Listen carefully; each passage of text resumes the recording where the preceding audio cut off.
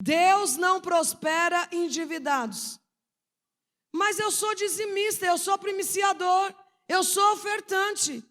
Mas se você é endividado, não tem como Deus te prosperar. De que adianta eu cumprir um princípio e quebrar outros princípios? Deus, Ele não vai respaldar você quando você quebra um princípio com outro princípio. Eu tenho que ter o direcionamento do Espírito Santo. Então, uma vez que Deus não prospera endividados, você vai aprender nesta noite que temos várias coisas aqui dentro desse versículo que nós lemos, no versículo 5, que Deus não prospera pessoas que praticam algumas coisas também. Então, não adianta eu primiciar, dizimar e viver debaixo de um pecado terrível e querer, como uma mandinga ou como uma simpatia, devolver o meu dízimo, devolver a minha primícia, ofertar e quebrar outros princípios da palavra. Então, não. A palavra de Deus, ela anda assim, ligada. E no mesmo capítulo, Deus nos dá ordenanças. E diante destas ordenanças, nós vamos aprender nesta noite que Deus não prospera endividados. Eu vou te adiantar uma parte da bênção. Ele nos ministrou durante 4 dias. Obrigada, querida. Ele nos ministrou durante 4 dias, nos ensinando alguns princípios. E dentre esses, que Deus não prosperava endividado. E no último dia, ele disse o seguinte: eu vou orar e vou pedir a Deus que Ele envie recursos financeiros para que chegue nas suas mãos. E quando esse valor chegar nas suas mãos, o que é que você vai fazer? Pagar as suas dívidas. Ele foi enfático em dizer: não é para você pegar esse valor e trocar seu carro, trocar seu guarda-roupa, comprar outras coisas, fazer mais dívidas, não. Você vai pegar esse dinheiro, você vai pagar todas as suas contas, para você sair do endividamento. Aí sim Deus vai te prosperar. Nós voltamos no final de abril. Aí quando foi mais ou menos em agosto, o Senhor realizou um milagre muito grande na vida do apóstolo, na minha vida. E aí o Senhor nos trouxe um recurso maravilhoso. Era uma época de grande dificuldade. Nós tínhamos, acho que, acabado de comprar o terreno da igreja. Então foi um momento muito difícil. Precisava construir esta casa. Precisava fazer tantas coisas. E Deus então nos traz um recurso. Nós pagamos nossas dívidas. E a partir daquele tempo nós começamos a prosperar. E uma vez, como líderes, se nós estamos vivendo a bênção de Deus, nós então reproduzimos nos nossos discípulos a mesma bênção que está na nossa vida. Se nós éramos líderes endividados, o que seria dos nossos discípulos? O que seria de vocês? Então, uma vez que Deus começou a fechar as brechas, Ele fechou a brecha, aí nós começamos a prosperar. E o que aconteceu com o povo? Começou a prosperar também. E é isso que o Senhor quer fazer. E no final dessa ministração eu quero orar por você, porque eu vou pedir a Deus que te prospere abundantemente, para que você feche todas as brechas, para que no mundo espiritual você não fique retido na mão do inimigo, impedido de que seja uma bênção na vida dos seus discípulos, você que é um líder. Amém? Ok. E aí foi miraculoso o que aconteceu desde então. Por quê? Nós entendemos a palavra de Deus. E quando nós ouvimos a palavra de Deus e nós começamos a praticar a palavra de Deus, ela vai produzir em nós pensamentos. Diga, pensamentos. Esses pensamentos sarados e curados nos dá poder de tomar decisões. Diga, decisões. E nessas decisões são tomadas diante de ações. Diga, ações. E as nossas ações se tornam hábitos. Diga, hábitos. E quando esses hábitos tomam a nossa vida, aí nos torna um caráter ilibado diante de Deus. E quando nós temos um caráter ilibado diante de Deus, Ele nos conduzirá a um destino glorioso. Ah, não, você não entendeu. Diga assim: quando eu ouço a palavra e obedeço, ela produz em mim pensamentos, eu tomo decisões através das minhas ações. Isso torna um hábito que transforma o meu caráter para eu ter um destino glorioso. Se você entendeu, aplauda o Senhor. Aleluia!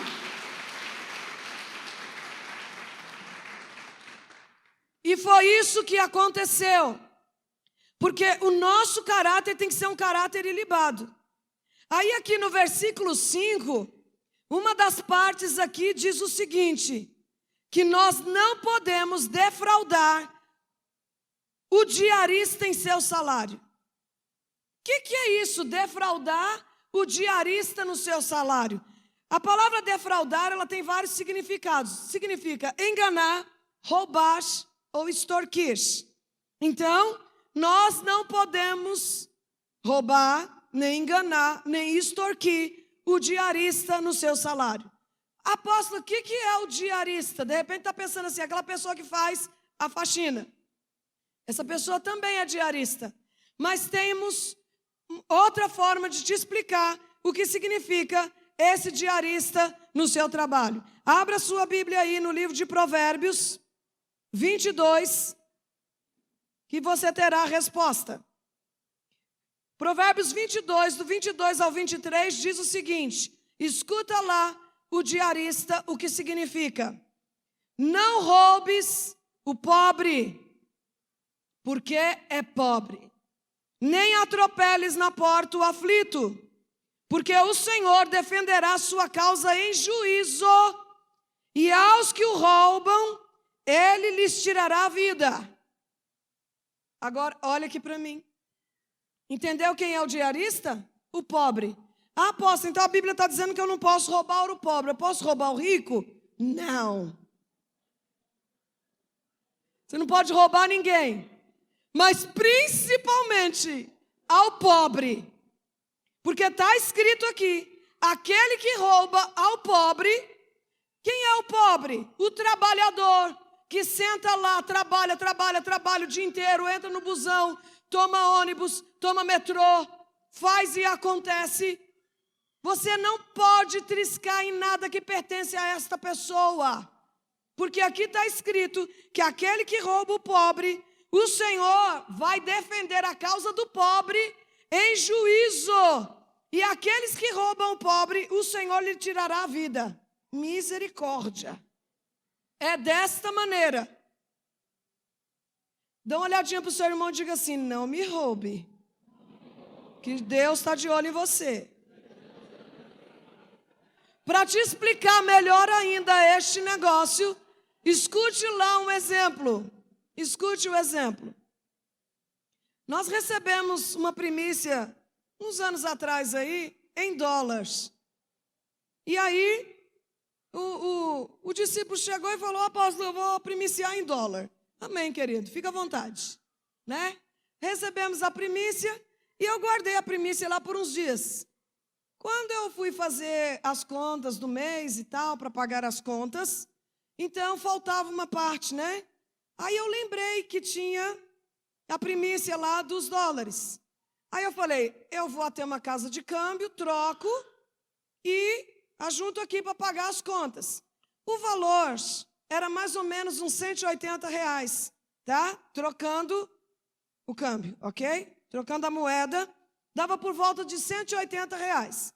Aí eu fui até o SP Market, tem uma casa de câmbio ali, entrei, eu nunca tinha ido, e aí eu peguei o valor, entreguei.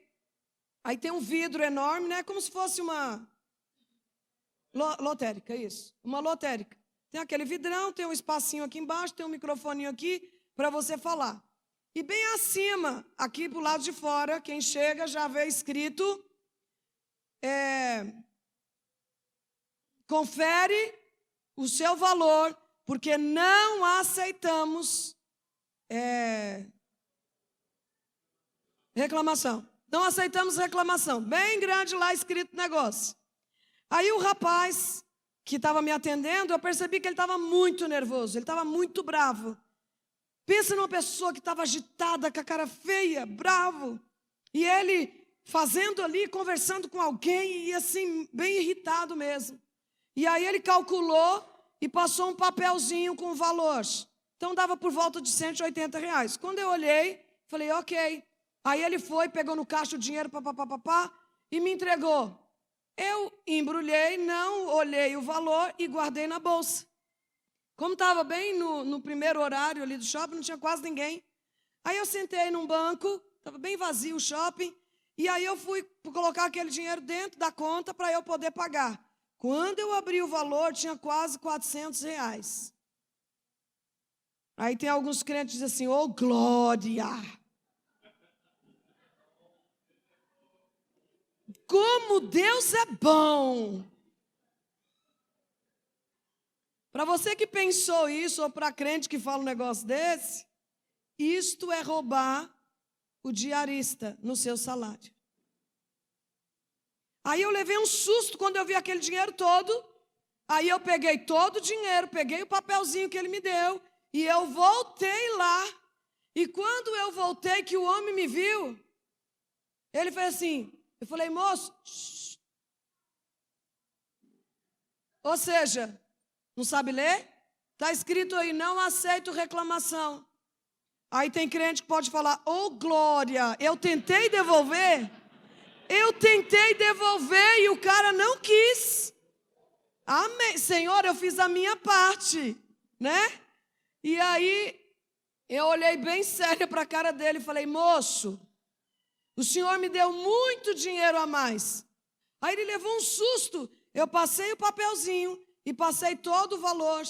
Quando ele olhou para o papelzinho, que era por volta de R$180, e que tinha quase R$400 lá, ele olhou assim espantado para a minha cara, respirou fundo, tirou o valor, colocou os 180 e falou, você espera um pouquinho. Aí ele foi lá dentro, pegou uma bolsinha bem bonitinha assim, de colocar dinheiro dentro, e falou assim, posso lhe dar um brinde da casa? Ele fica à vontade, ele estava me dando. Aí passou, eu peguei e ele disse, muito obrigado. Se eu ficasse com aquele valor, isso é roubar o diarista no seu salário. Então, se você é do tipo de pessoa que recebe o troco errado a mais, e você acha que foi Deus, que foi uma grande bênção, você está completamente enganado. Isso é roubar o diarista. Se você acha uma carteira na rua com dinheiro, o que você tem que fazer? Devolver no lugar aonde você achou. Se foi no ônibus, entregar para o motorista. Apóstolo, se ele passar a mão, é problema dele. Você não tem esse roubo nas suas mãos. Então, N situações podem acontecer e que você precisa tomar uma decisão. Isto é roubar o diarista. Tirar proveito, tirar vantagem das pessoas. Porque tem gente que mesmo sendo crente, tira vantagem das outras pessoas. Eu preciso que você se autoanalise nesta noite. Eu estou tirando proveito de alguém nas minhas atitudes? Como líderes, muitas vezes os discípulos querem fazer um montão de coisa para a gente. E tem líder que se aproveita, tira proveito. Olha, estou dando um comando para você fazer isso para mim. Não, você não tem essa autorização. Nem desse altar e muito menos da palavra. Não tire proveito de ninguém, nem de seus discípulos. Se o seu discípulo chegar para você e quiser ofertar alguma coisa na sua vida, maravilha, ele tem essa liberdade. Porém, você tirar proveito de alguma pessoa, não. Não tire proveito dos aposentados. Minha mãe tentou fazer um empréstimo um tempo atrás, não consegue fazer. Por quê? Isso também está passando sempre no jornal. Porque um idoso, só que Dona Maura, você sabe, né? Já te contei. Rainha Elizabeth pura.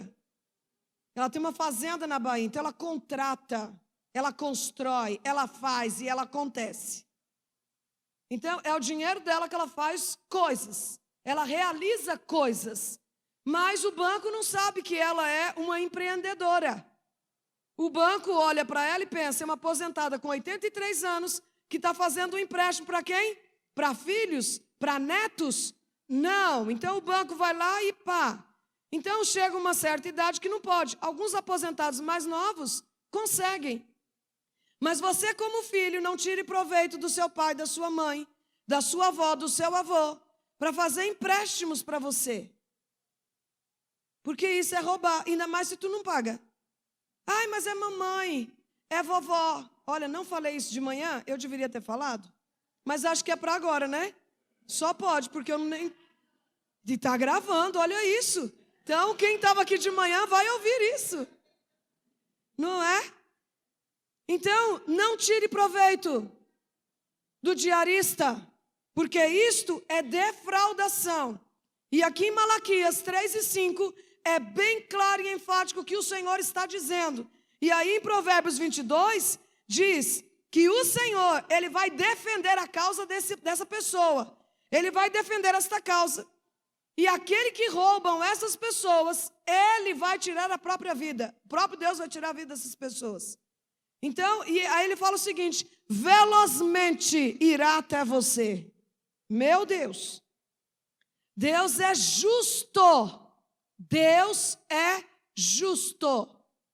Então, Ele não vai deixar barato esse negócio, não. Então, Deus não prospera aquele que defrauda o diarista em seu salário. Se Deus não prospera o endividado, Ele também não prospera esse tipo de gente. Eu preciso que você se autoanalise nesta noite, porque tem alguns parâmetros aqui, alguns princípios que precisam ser vividos. E aí nós vamos aprendendo. Os nossos hábitos nos levarão a ter uma vida abundante ou não.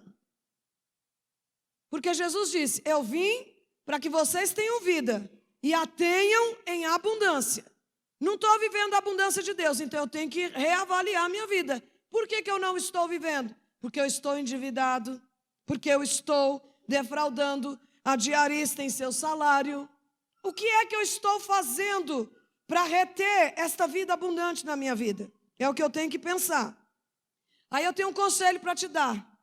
Cuide bem da sua integridade, porque aí Deus vai cuidar da sua prosperidade. Uau! Vou repetir. Diga assim, eu vou cuidar bem da minha integridade. Então Deus vai cuidar da minha prosperidade. Porque a minha integridade está ligada ao meu nível de prosperidade. Se eu não tenho uma integridade, Deus não vai me prosperar. Mas se eu cuidar muito bem da minha integridade, Deus vai me colocar na prosperidade. Amém? Oh, glória. Próximo passo. Deus não prospera caloteiros. O que significa caloteiro, apóstolo? Caloteiro é aquele que pega emprestado ou compra e não paga. Esse é caloteiro. Aí a senhora pegou pesado. Que eu estou devendo até... Já sabe, né? Caloteiro. Compra e não paga. Pede emprestado e não paga. Não devolve. Como é que você quer prosperar dessa maneira? O tema é: torne seu caminho próspero. Preparai o caminho do Senhor. Torne o seu caminho próspero. Caloteiro. Tem gente que é tão caloteiro que esquece que pegou emprestado, esquece que comprou e não paga. Só que as pessoas que você está devendo, elas não esquecem. Elas não esquecem. Meu Deus. Ou então você é a pessoa que alguém te calotou, se é que existe essa palavra. Alguém te deu golpe e você então aquela pessoa é caloteiro, você emprestou alguma coisa e a pessoa não te devolveu, não te pagou. E aí você está com a sua alma entrelaçada com essa pessoa. E aí a pessoa não te paga. E você faz planos com esse valor. Quando fulano me pagar aquele dinheiro que ele está me devendo, eu vou fazer isso, eu vou fazer aquilo. E a sua alma fica impregnada nessa pessoa.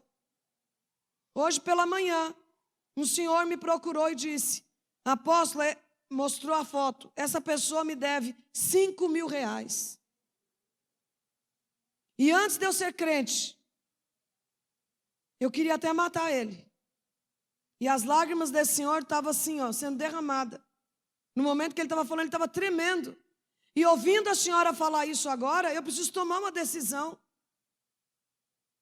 Tem pessoas que não estão prosperando, porque está vivendo a calotagem, ou está vivendo do outro lado, esperando que alguém lhe pague. E você está com a tua alma tão arrebentada por causa disso. Você aguarda, você anseia, você espera e você fica com raiva. E você fica irado, porque essa pessoa não te paga. O que eu devo fazer?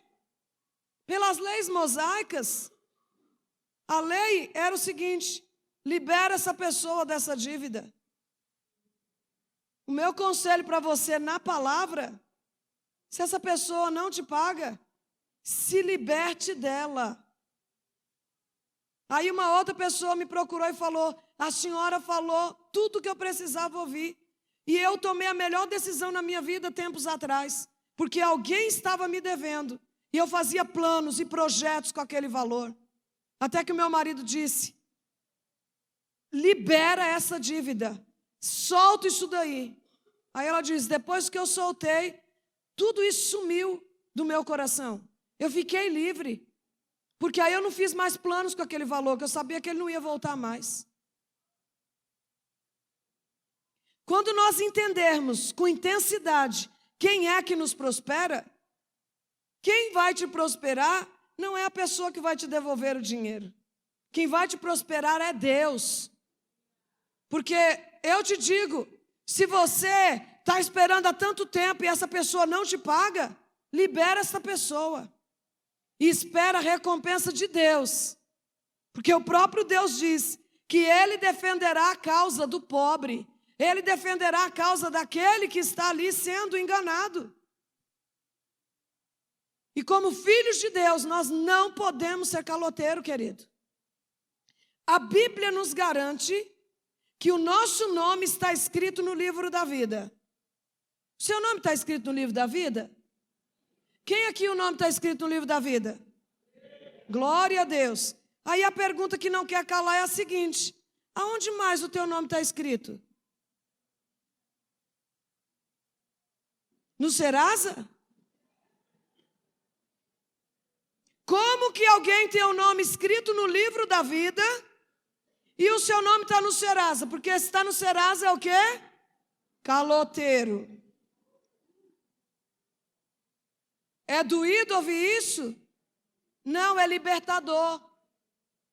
Para quem é crente de verdade, essa palavra é libertadora. Eu não te quero chorando hoje, não. Eu te quero tomando decisões radicais. Porque viver novos começos para entrar no preparar o caminho do Senhor. Para você prosperar de verdade na sua vida. E a tua prosperidade, em primeiro lugar, é uma repaginada no seu caráter, na sua integridade. Eu não aceito ser caloteiro. E onde é que eu, aplicando a palavra de Deus, eu tenho pensamentos que Ele vai produzir decisões, que Ele vai produzir ações, hábitos, tratar o meu caráter e por fim eu terei um destino glorioso. Quando eu escuto esse negócio e eu tomo decisões. Eu falei aqui, um parente que estava devendo o banco muitos anos, mas muitos anos. Uma dívida altíssima. E aí sempre essa pessoa se queixando. Não consigo prosperar, não consigo prosperar. Falei, como é que tu vai prosperar? Só que eu sei, tu tem uma dívida no banco altíssima. vai até, mas eu não tenho dinheiro para, como se fala, fazer acordo. Porque quando a gente tem uma dívida, a gente procura ou o banco ou a pessoa, porque uma vez que você faz um acordo, um acerto, e que divide, você deixa de ser caloteiro, você percebe? Você deixa de ser caloteiro nesse momento, porque você fez um acordo com aquela pessoa e eu vou começar a pagar por mês, tanto é o que eu posso pagar. E quando Deus vê uma atitude dessa, aí Deus vai e te prospera, querido. Deus te abençoa. Aleluia. E aí sentei com esse parente, falei, eu vou orar por você agora e um milagre vai acontecer, mediante o seu arrependimento e uma tomada de decisão na obediência. Eu preciso que você entenda uma coisa, Deus não se move pelos seus problemas. Deus não se move pelo seu choro. Deus não se move pelos seus gritos. Deus não se move pelo seu desespero. E quando é que Deus se move? Deus se move através da obediência. Deus se move através do arrependimento. E Deus se move através da fé. Então, eu escuto um conselho, eu escuto a palavra, eu tenho fé, e esta fé gera arrependimento, que logo após gera uma obediência. E quando eu caminho, eu trilho esse caminho, o próprio Deus vai lá e nos respalda. Aleluia! Aleluia! Pode aplaudir.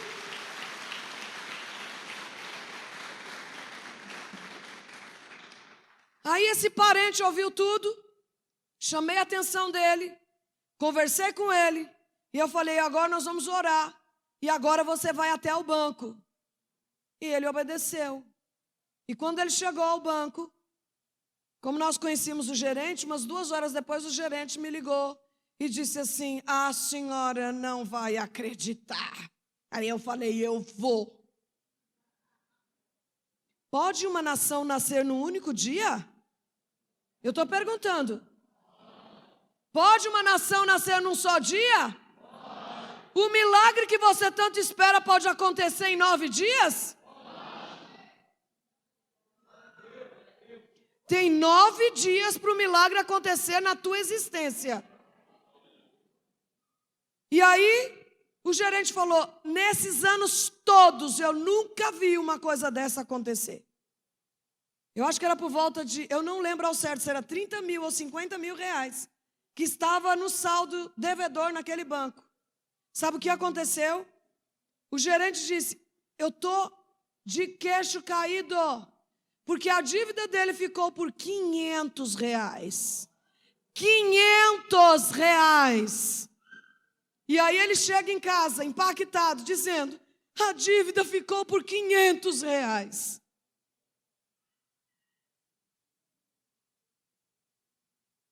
Nesta noite, Deus está procurando homens e mulheres que têm fé, homens e mulheres que têm arrependimento no coração e homens e mulheres que têm obediência para realizações de coisas. Você não pode sair daqui sem fazer alguma coisa nesta noite. Por quê? Torne seu caminho próspero. É você que toma essa decisão. Porque Deus está assim, ó, com a mão estendida para fechar com você. Mas Ele não vai fazer enquanto você não se posicionar. Seu nome está escrito no livro da vida e ele não pode estar escrito no Serasa. Não pode, não combina, não tem nada a ver. Você é filho de Deus. Oh, glória! Deus não prospera endividados, Deus não prospera o que defrauda o diarista em seu salário, Deus não prospera caloteiros e Deus não prospera avarentos e cobiçadores. O que é o avarento, apóstolo? O avarento, querido, é aquele que acumula coisas somente para si mesmo. Pessoas que acumulam coisas só para si, para si, para si, para si. E o cobiçador é aquele que nunca se contenta com o que tem, nunca está grato pelas coisas que tem. Sempre quer mais. Não aguenta ver alguém vestido alguma coisa, calçado alguma coisa, dirigindo outro carro, tendo uma casa que ele entra na febre do rato, como diz o apóstolo. E fica desesperado que ele precisa ter também o que o outro tem. Esse é o cobiçador. Deus não prospera nem avarento e nem cobiçador. O avarento, ele nem consegue, ele acumula, mas ele nem usufrui daquilo que ele tem. Porque ele tem necessidade de acumular. Nós tínhamos um vizinho, um senhorzinho, idoso já, avarento no extremo. Andava com fusquinha, que a cada 100 metros quebrava. Ou faltava combustível. Você lembra, Elza? Vizinhos lá do seu pai. E aí, a esposa dele, bem idosa, aquela coitadinha ia para o hospital, para o médico, para o posto, andando, porque ele dizia, não vou gastar combustível não. E esse homem morreu. O enterro dele foi enterro de indigente. Sabe por quê? Ele tinha muito dinheiro no banco, mas a esposa não tinha a senha. E como ia demorar vários dias para a justiça liberar, então ele foi enterrado como indigente. Sabe aqueles caixão que parece papelão? Naquele mesmo.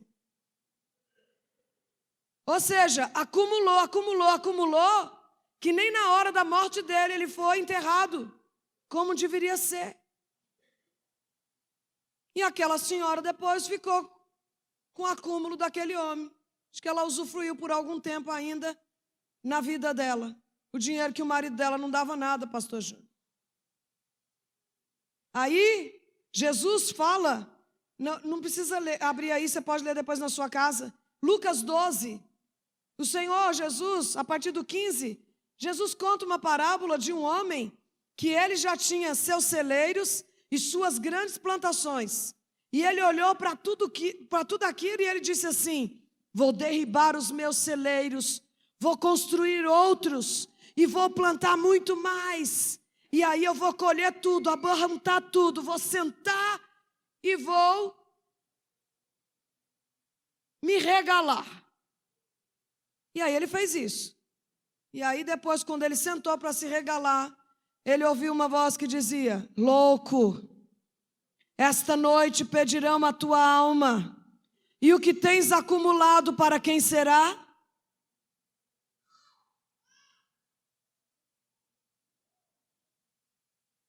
Aí você deve pensar assim, eu não sou rico, não tenho muita coisa, não acumular.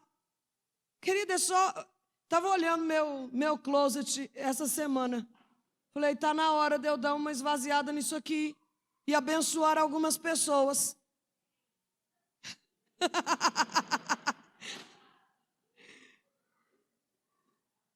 Porque chega uma hora que você vai ali tendo, e por incrível que pareça, se tira 3, vem 6 na próxima semana.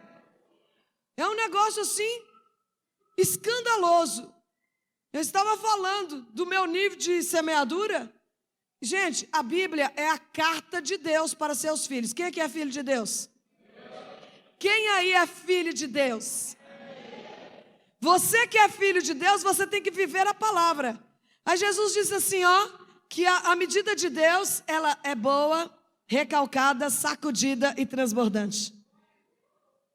E se está escrito, é para quem que está escrito? Para quem é que está escrito? Isso mesmo. E se tem uma coisa que eu acredito é na palavra de Deus. Deus enviou essa carta para a minha vida, eu sou filha dele. E aí eu acredito nesse negócio, que a boa medida de Deus, aí diz assim, dai e ser-vos-á dado, boa medida, recalcada, sacudida e transbordante. Uau! Mas primeiro tem que fazer o quê? Dar. Diga aí para o seu irmão, você quer a boa medida, recalcada, sacudida e transbordante?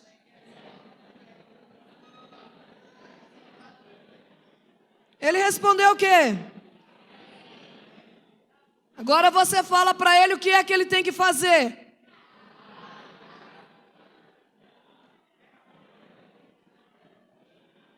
Aí eu fiz um desafio para o pessoal da manhã. Ouça o desafio.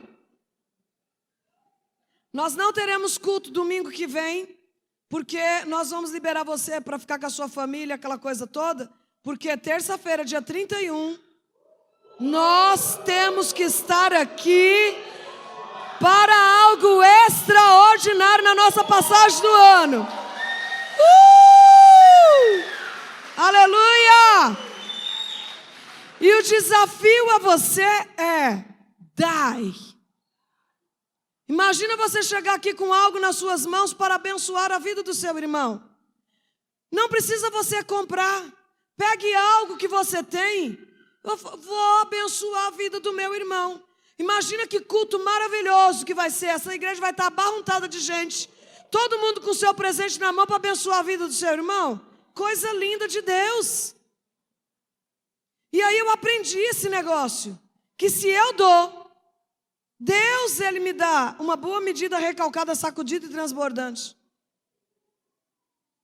Isso é para quem é livre. Isso é para quem tem o entendimento de que quem nos prospera é Deus, querido. Engordou, não serve, falta um palmo ainda. Falei, eu vou emagrecer para vestir. Libera esse negócio para o seu irmão, abençoa ele que está magro.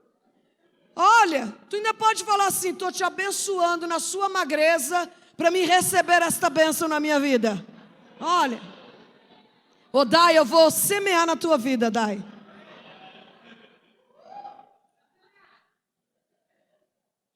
Presta atenção, não dá para ser avarento, não dá para ser cobiçador. Eu preciso entender que eu preciso ser grata ao Senhor por algo que Ele me dá. Aí eu falei isso aqui pela manhã, né?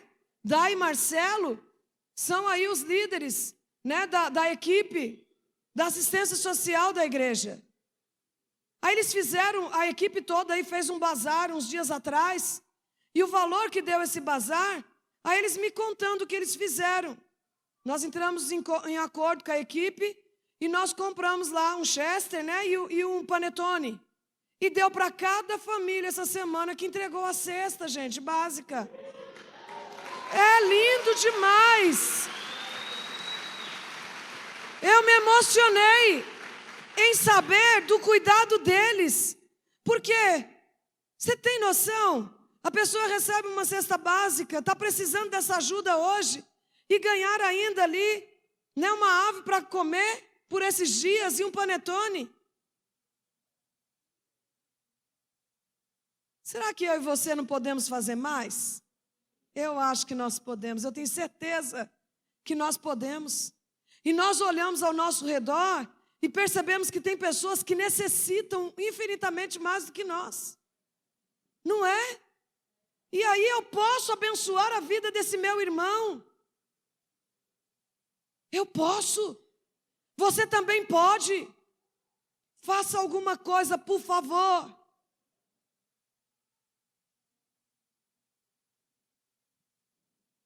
O uso dos bens materiais é um teste de caráter na nossa vida. Escute isso. O uso dos nossos bens materiais é um teste de caráter. E aqueles que não podem usá-los com sabedoria não merecem ter responsabilidades espirituais. É forte demais. Se Deus me deu coisas, eu preciso ter sabedoria de como lidar com essas coisas. Eu não posso ter coisas somente para mim, eu preciso ter coisas para mim, para eu poder abençoar a vida de outras pessoas. Algumas pessoas falam assim, vocês moram numa casona, né? Tem muito, não sei o quê.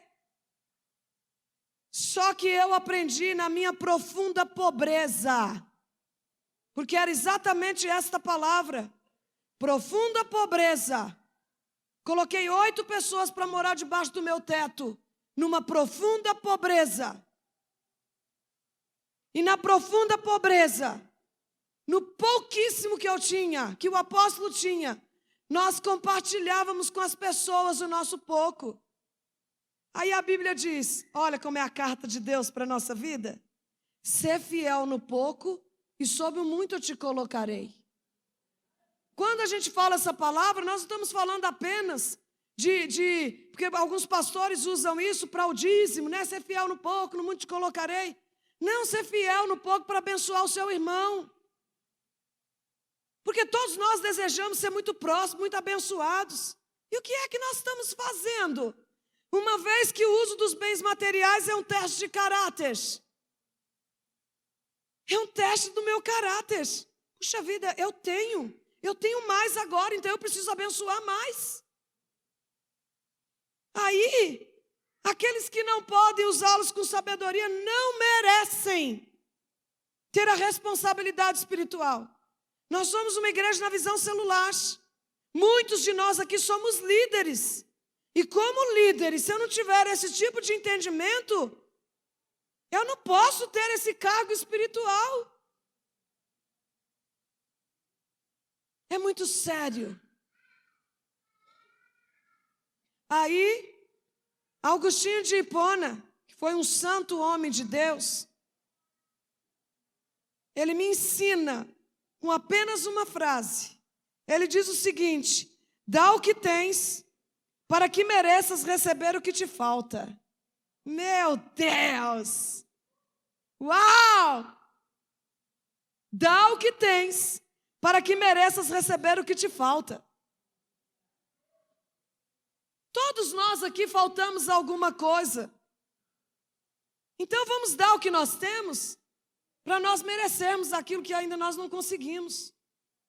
Eu não tinha uma casa tão bela como eu tenho hoje, mas eu dei a minha casa para muitas pessoas morarem. E eu nunca imaginei que através desse nível de doação, no futuro Deus me daria uma casa tão maravilhosa. Aí quando eu li essa frase de Agostinho, falei, meu Deus, fofo, lindo. Jesus é fofo e lindo. Tudo bem até aí? Cadê aqui? Já li. Escute lá. Não há melhor remédio contra cobiçar aquilo que é dos outros do que satisfazer com aquilo que você tem. Você quer deixar de ser cobiçador? Toma o remédio. Que remédio é esse, apóstolo? Eu tomo o remédio de me satisfazer com aquilo que eu tenho. Aí eu mato a cobiça. Porque o cobiçador, ele tem, mas ele nunca está satisfeito. No momento que você for satisfeito, eu vou falar outra palavra. Quando você for grato por aquilo que você tem, a cobiça não fica mais no teu couro.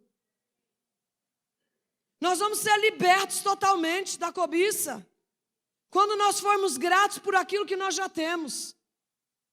E se tem uma coisa que Deus ama, é dar para quem é grato. Deus passa na frente aqueles que têm gratidão.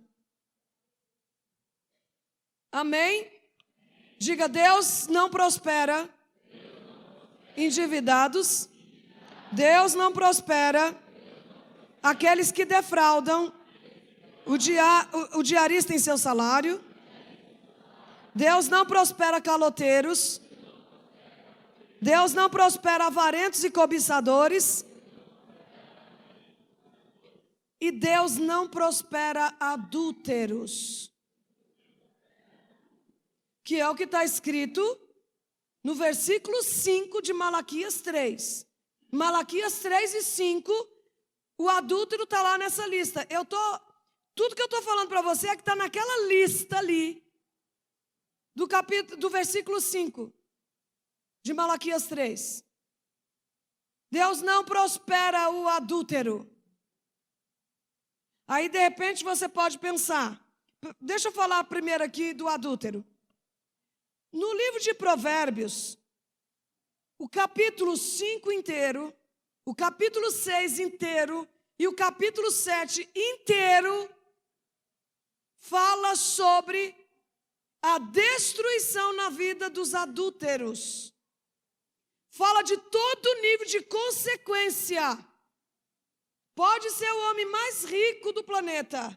Quando ele começa a adulterar, ele começa a empobrecer cada dia mais, cada dia mais, cada dia mais.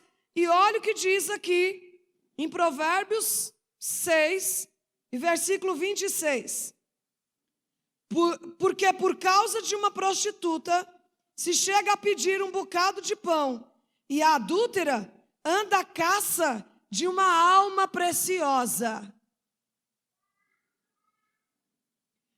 A adúltera está à caça da alma preciosa. Quem aqui é a alma preciosa? Levante sua mão. Todos nós aqui somos almas preciosas. E os adúlteros, os prostitutos, estão à procura da nossa vida para nos destruir. Está escrito aqui, ó. E a adúltera anda à caça da alma preciosa.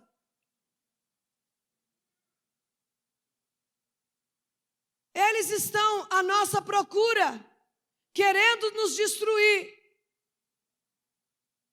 E quando eu vejo o relato aqui, Provérbios 6 e 32, diz assim: assim, o que adultera com uma mulher é falto de entendimento. Aquele que faz isso, destrói a sua alma. Ouça o que eu estou te dizendo. Quando um homem ou uma mulher entra na rota do adultério, para ele sair do nível de destruição que vem, a Bíblia não mente, querido. Esse homem ou essa mulher, quando entra pela rota do adultério, eles perdem tudo que eles têm. E o diabo, não satisfeito, porque aquela pessoa abriu uma porta no mundo espiritual, além de perder todos os bens, perde a família.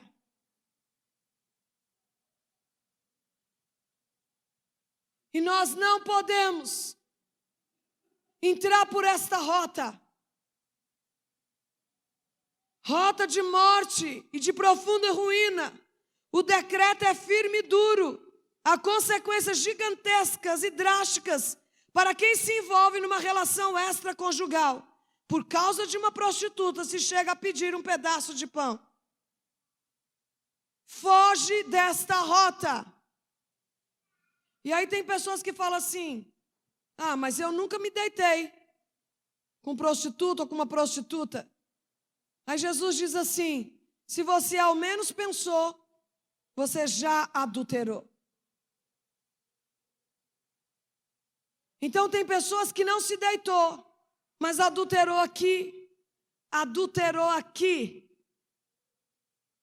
E aí está passando por situações tão difíceis. Mas eu dou o dízimo. Dízimo não é dado, hein? Dízimo é devolvido. O dízimo não é nosso para dar. Essa parte é do Senhor. Nós temos apenas que devolver a Ele. E eu falando aqui de manhã, tem gente que pensa que pastor não precisa dizimar, nem primiciar e nem ofertar. Nós temos que ser o modelo. E nós não vemos a hora de chegar o dia de devolver o nosso dízimo, entregar a nossa primícia e a oferta. Porque é isso que prospera as nossas vidas. A Bíblia não nos respalda por sermos sacerdotes, não fazer o que tem que ser feito. Amém? E aí, voltando para cá, aí é adúltera. Ah, mas eu vou prosperar, porque eu estou devolvendo o dízimo. Eu estou entregando a minha primícia, eu estou ofertando. Aqui, não. Infelizmente, tem um bocado de lugar aí que fala: ah, se você entregar aquela oferta de sacrifício, você vai prosperar muito. Isto é mentira. Porque não se faz barganha com Deus. Deus não quebra um princípio para respaldar outro.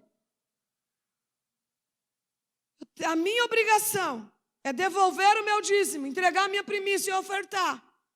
E é a minha obrigação manter a minha integridade, para que o meu dízimo, a minha primícia, a minha oferta tenha valor no mundo espiritual. Você compreende isso? Maravilha! Então, não pense você. Claro que o dinheiro vai entrar, a igreja vai fazer bom uso do seu dinheiro, mas não é essa a questão principal. Eu não quero que a minha primícia, o meu dízimo, tenha um poder de realização na igreja lá do apóstolo Joel. Não. Eu quero que ele tenha um poder no reino do Espírito. Que é isso que vai acontecer.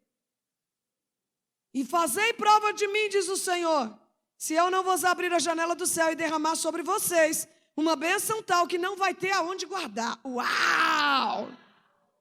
Mas para isso, 3 versículos acima diz que eu não posso ser caloteiro, eu não posso ser defraudador, eu não posso ser tudo que eu acabei de te dizer aqui. Eu tenho que me respaldar na palavra. Ok? Vamos lá. Finalizando, diga glória a Deus. Eu sei que você está empolgadíssimo para colocar a sua vida no altar, né? E haver um concerto extraordinário. Olha, estou ouvindo um monte de glória a Deus, aleluia.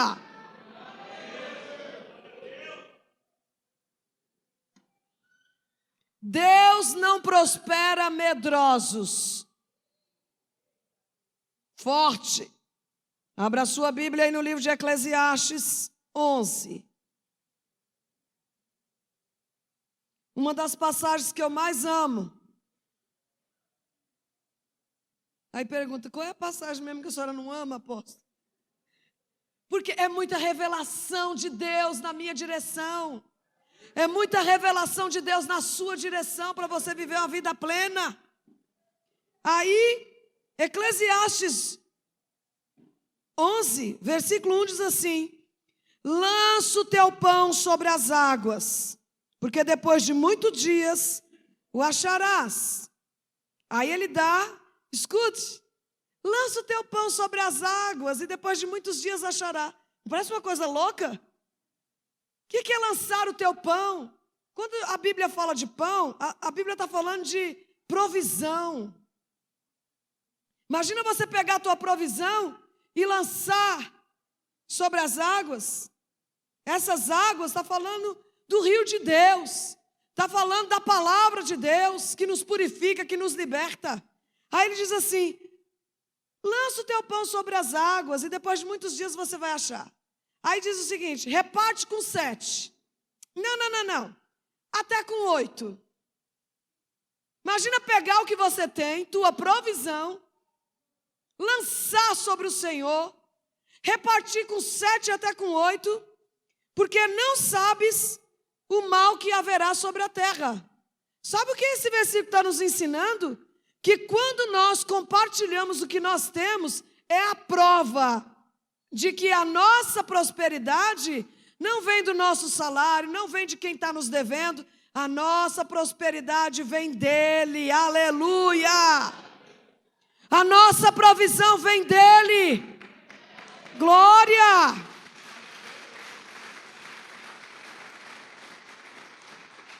Aí ele vai dizendo, estando as nuvens cheias, derramam a chuva sobre a terra, e caindo a árvore para o sul ou para o norte, no lugar em que a árvore cair, ela ficará. Quem observa o vento, nunca semeará. E o que olha para as nuvens, nunca colherá. Meu Deus! Assim como tu não sabes qual o caminho do vento, nem como se formam os ossos no ventre da mulher grávida, assim também não sabe as obras de Deus, que faz todas as coisas. Aí mais uma vez ele está dizendo o seguinte, quem é medroso, que não tem coragem de pegar o seu pão, a sua provisão, e lançar sobre o Senhor, ou então compartilhar com 7 ou até com 8, essas pessoas têm tanto medo, que fica assim, eu não sei se eu vou semear não, olha como está aquele vento ali, Se amanhã eu precisar desse negócio. Quando você pensa desta maneira, você está bloqueando o poder de Deus na sua direção. Você está dizendo para Ele: olha, Deus, eu sei que o Senhor é poderoso, mas é melhor eu guardar o que eu tenho aqui comigo. Aí Ele diz assim: você não sabe as obras de Deus, que Ele é quem faz todas as coisas. Aí Ele diz: pela manhã, Ele dá uma ordem: pela manhã, semeia a tua semente, e à tarde não retires a tua mão, porque tu não sabes qual prosperará, se é esta ou se é aquela, ou se ambas serão igualmente boas. Sabe o que Deus está dizendo? Que quando você tem medo de devolver o teu dízimo, que não é teu, quando você tem medo de entregar a sua primícia, que é a semente da honra, quando você tem medo de ofertar, quando você tem medo de abençoar a vida do seu irmão, você está bloqueando o poder de Deus. E a ordem é: pega a tua semente e semeia, não seja medroso. E você não tira a tua mão, porque você não sabe qual é das duas que vai prosperar. E enfatizando, quem observa o vento nunca semeará, e o que olha para as nuvens nunca colherá.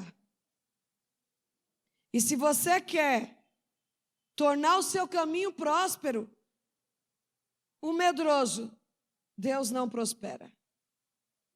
Porque se eu não pegar e lançar o que eu tenho sobre as águas, e repartir com quem precisa, não tem como Deus prosperar a nossa vida. Amém? Aí, escute. Tic-tac, tic-tac, tic-tac. O que é isso? O tempo. O tempo não para você pensar: ai, não sei que decisão que eu vou tomar. Diga para o seu irmão: o tempo não para. Fala: o tempo não pode ser emprestado, não pode ser comprado, e ele é brutalmente acelerado. E tudo acontece num piscar de olhos.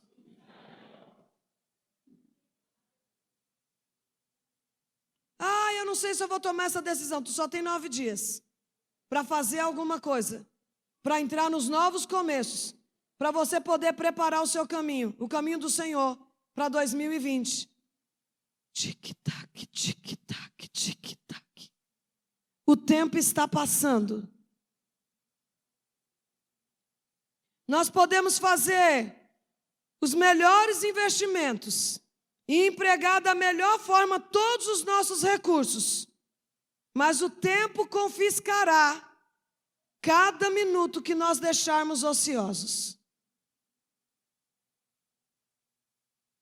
O tempo vai trabalhar em seu favor se você fizer alguma coisa. Se você ficar de braço cruzado, sem tomar decisões radicais, o tempo vai confiscar, ou seja, vai te tomar todo o tempo ocioso que você ficou. A decisão é sua. Amém?